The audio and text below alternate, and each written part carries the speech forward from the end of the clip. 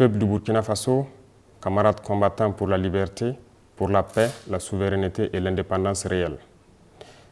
C'est un honneur et un plaisir pour moi de m'adresser à vous au seuil du nouvel an 2024 pour vous souhaiter aux Burkinabés de l'intérieur comme de l'extérieur, aux amis et aux partenaires du Burkina Faso, bonne et heureuse année 2024.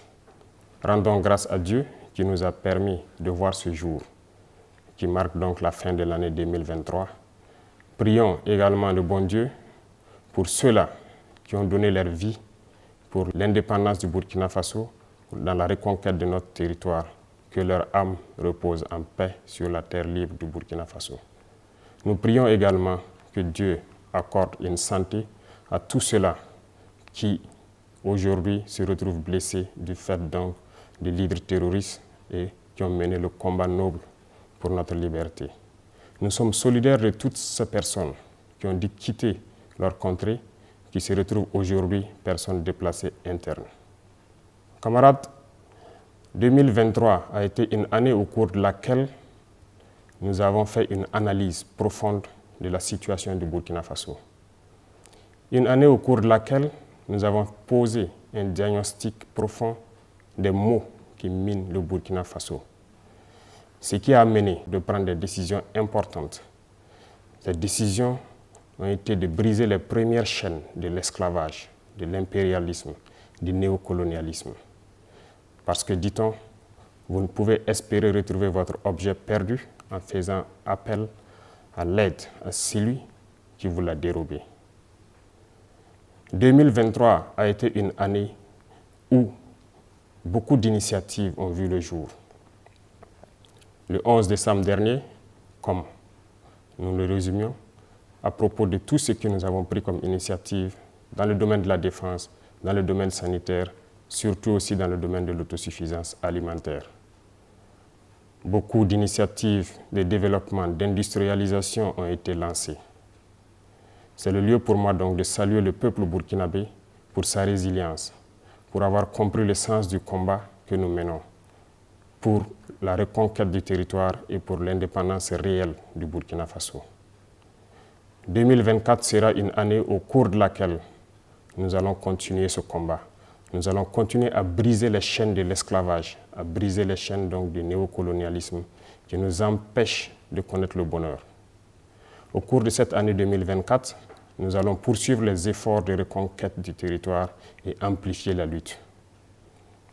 C'est pour cela que du côté de la défense, nous verrons la création donc de la première brigade de combat que nous avons dénommée donc la brigade spéciale et d'intervention rapide qui regroupera les différents bataillons d'intervention rapide, un groupement de forces spéciales et un groupement spécifique.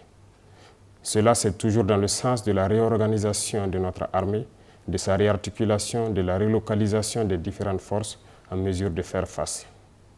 Un plan d'équipement stratégique et un plan de réorganisation des différentes forces a vu le jour en 2023. Cela va se concrétiser en 2024 par l'arrivée donc de nouveaux moyens lourds de protection et d'augmentation donc de la puissance de feu des unités combattantes. En plus donc de ce volet, il faut savoir que 2024 sera aussi une année de défis parce que nous nous sommes fixés des objectifs sur le domaine donc de la reconquête et aussi donc le retour des différents PDI dans leur localité et leur sécurisation. Au cours de l'année 2023, comme je vous le disais, beaucoup d'initiatives ont été entamées. Et en 2024, nous devrons pouvoir approfondir et mettre réellement en œuvre tout ce que nous avons entamé. Notamment l'initiative présidentielle pour l'autosuffisance alimentaire et aussi l'offensive agro-pastorale du ministère de l'Agriculture qui a été lancée dernièrement. La campagne sèche est en cours dans toutes ces deux initiatives pour que nous puissions, au cours de l'année 2024, atteindre aux besoins, s'approcher de l'autosuffisance alimentaire. C'est un défi pour nous et j'invite donc le peuple burkinabé à s'approprier ces initiatives et à pouvoir se lancer partout où vous êtes pour que l'État puisse aussi vous accompagner et que nous puissions relever ces défis-là. Dans le domaine de l'industrialisation et aussi donc de tout ce qui peut aller dans le sens d'apporter un plus à tous ces vaillants commerçants qui font de leur mieux pour desservir les différentes localités du Burkina Faso, beaucoup d'initiatives seront prises dans ce sens. L'APEC est déjà lancée, qui nous permettra d'avoir un certain nombre d'usines, mais beaucoup d'initiatives sont à venir au cours de l'année 2024. Au cours de l'année 2024, nous allons encore demander au peuple burkinabé de pouvoir s'approprier l'initiative présidentielle pour le développement communautaire. Ce, après analyse donc de la situation sanitaire, comme nous l'avons dit le 11 décembre dernier, il faut que nous puissions reconstruire nos villes et pouvoir assainir. Il s'agira donc pour les populations de s'approprier cette initiative et de pouvoir se lancer dans l'assainissement, l'urbanisation et faire en sorte que nos cadres de vie soient encore plus agréables pour que certaines épidémies que nous avons connues ne puissent pas ressurgir au cours de cette année-là. Le combat que nous menons aujourd'hui est également un combat de la culture.